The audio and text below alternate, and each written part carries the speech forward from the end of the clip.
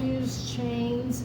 I live on a farm in central Missouri, so this lets me work at home in my studio and do what I want to do and still be close enough at home most of the time to help on the farm. Even though my husband's retired from farming, there's still a few things that need to be done, fixing fence and things like that. I have taken a lot of wire wrap classes, so I can fix a wire fence like you wouldn't believe. I leave my signature swirl on the fence so he knows where I've been to fix it, but it's a nice place to live. I work with primarily fine silver to make the fuse chains. With fine silver, you don't need solder. It will fuse to itself, and it's just a great material to work with. Today I'm going to show you how to make a few of the links for the Roman foldover chain. And through the magic of TV, I have several things already set up to go. I've already made my coil, which has, I don't know how many links, but this is done on a 0.625 mandrel. Most of my mandrels either I have to make because they're larger than what comes in a kit. This is transfer punches from Harbor Freight. I make my coil winders and I make my own V-blocks for cutting sterling silver or smaller jump rings or smaller rings that you can't get the shears in. This is part of the kit that you get when you take my class. This is something that I make so that I have all of the coilers that we need for the class. I've tried to make this class a way for people that maybe aren't sure that they want to do chaining but want to be able to do things at home. You can make this for under $30, well, I say under $30. I used to be able to get my scrap wood for free. They don't give it to you for free anymore. The Jacobs check comes from Harbor Freight. If you wait for a coupon, you can get a good deal on them. The transfer punches are about $10 at Harbor Freight. So for under $50, you've got your coil winder, your mandrels, and if you take my class, you have a way to cut your mandrels or your jump rings. I started using this torch. This is the third year I've taught with it. This is a newer Firepoint torch from Burns-O-Matic. It works great for what I do in class. It's portable. I bring all of the torches for the class. I bring all of the tools for the class, so you don't have to buy anything. You just show up, look good sitting in your seat, and I bring everything that you'll need for the class. You, of course, can bring your own pliers and tools, but if you're traveling from afar and can't, I supply everything. So to cut fine silver, you can cut fine silver with the shears, which makes it really easy to work with, and it cuts very easy. This was 16 gauge. It just snips right apart, so it's easy to work with and really easy to fuse. I've already got a few jump rings or a few rings here set up to fuse. In the classroom, we work in the dark so that you can see when the rings get hot enough and know when they're going to flow. And when they're not doing that, if other people are still fusing, you've got those lamps over your workstation that you can turn on and see what you're doing. With this torch,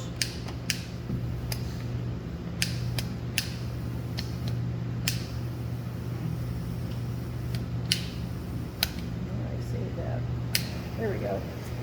It has a clicker to turn on, turns off. It's all one hand. It's very easy to use. It doesn't make a big poof. It's not intimidating if you're just learning how to use a torch. For What type of those who gas have is it? not, What type of gas is that? this is propane. It is propane. These are the Not camp natural, just propane regular propane. tanks, and which also makes it easy if you travel to replace them if you need to. This torch is not intimidating. It doesn't make a lot of noise. You don't have to use a striker to get it started. And every class I've taught, everybody's been really happy with the torch. So I will continue to use it.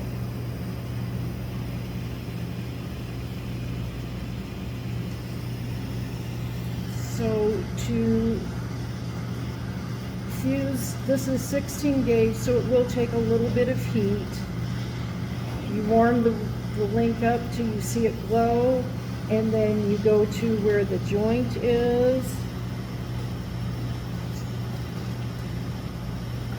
Yeah, it's hard to set it up so everybody can see. When it's hot, then you go to the joint. Once you see the metal move, you move to the next ring, whether it's been a successful fuse or a blowout, you just keep moving.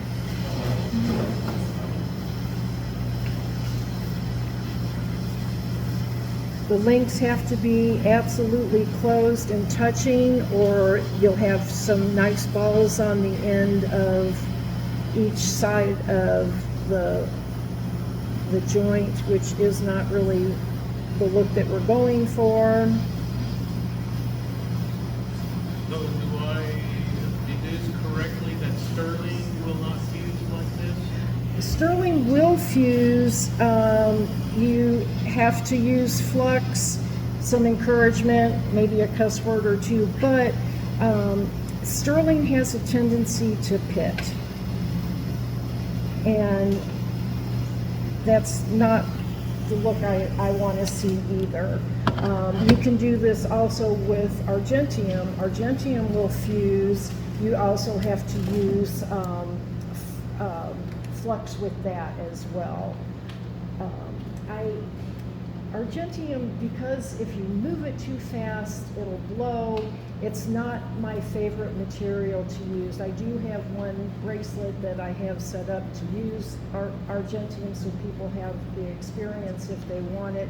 I like to make my ear wires out of Argentium because, again, I put a ball on them, and Sterling has a tendency to pit. Argentium does not, so it makes it a nicer ball to make, and fine silver is just too soft to make ear wires out of. So I'll quench them.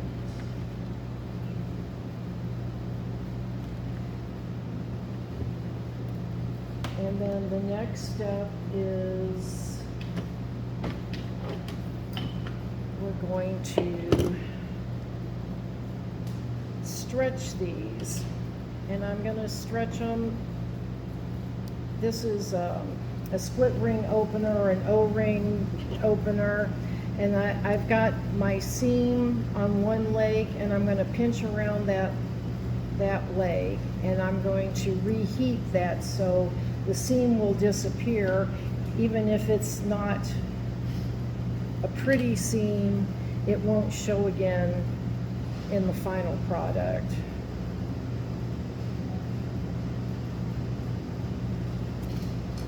See what this tool is. Huh? What's the tool? It's called a split ring opener. You can get them at an auto parts store. It works the opposite of the pliers. The pliers, when you squeeze, close. When you squeeze this, it opens. So it's the opposite.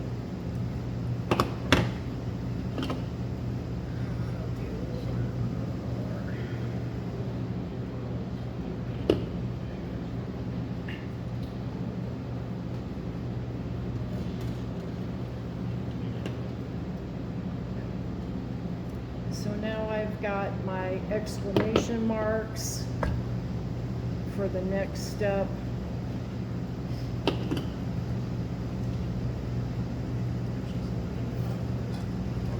I'm going to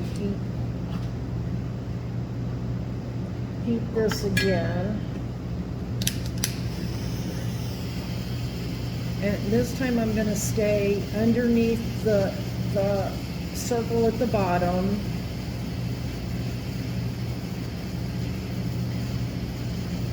And as it heats, you'll see it split apart.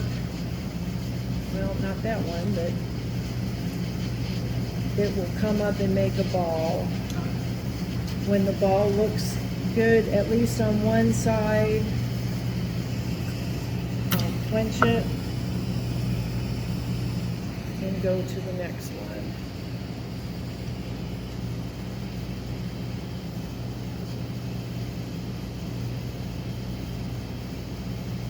You can tell it's getting hot by the red color of the flame on your side of the link.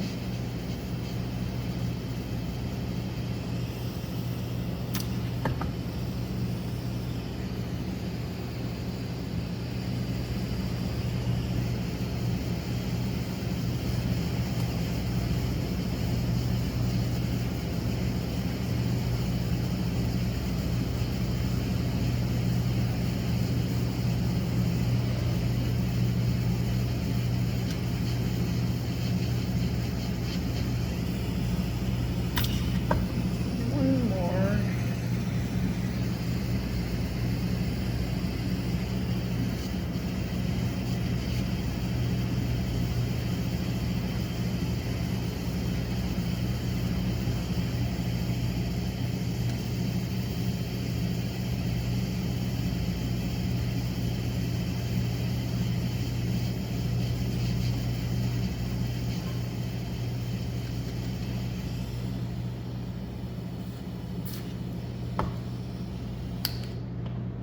Another nice thing about this torch, it comes with this stand that the tank fits in, and for lack of a better word, I call it a holster that I can put the hot tip in.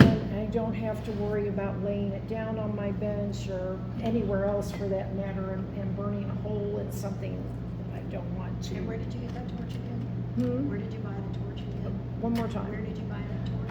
You can get them on Amazon. I've bought my first one on Amazon. The rest of them I've gotten at either Home Depot or Lowe's, Ace Hardware. They're readily available now. So now I've dried off my links, and I'm going to shape them again. I've got another mandrel that I'm going to put the links on, and then I'm going to squeeze around the mandrel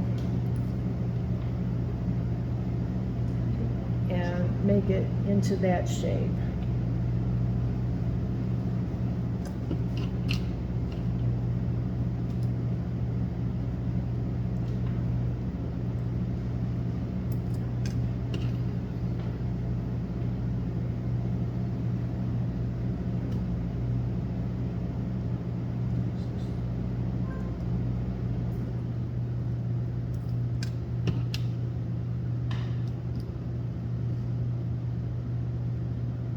So now these links are ready to put into the pattern, but let's see, these are left round. I have,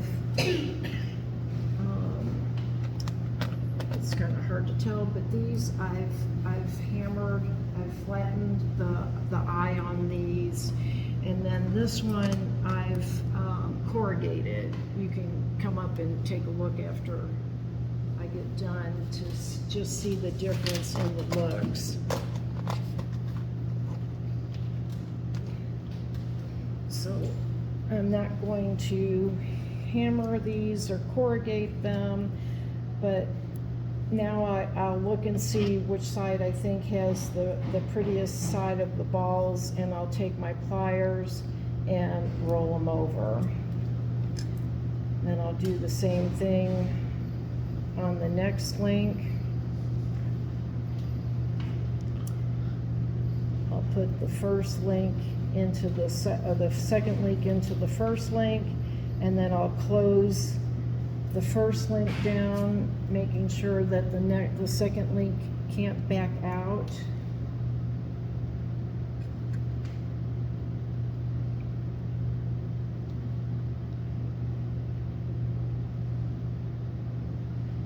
And you'll do that until you get the length of the bracelet, necklace